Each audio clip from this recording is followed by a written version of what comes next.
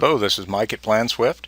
Today I'm going to demonstrate a quick feature that was added to 9.4, more of a time enhancement.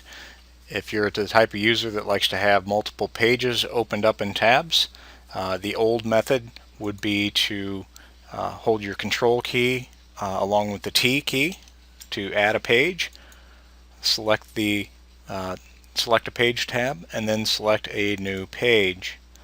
Now we've kind of sped that process up a bit in 9.4. I'm just going to go ahead and close that.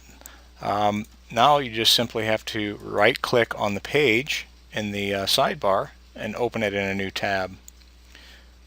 Then you're ready to navigate to that page. So we've taken a couple of steps out to speed up the process.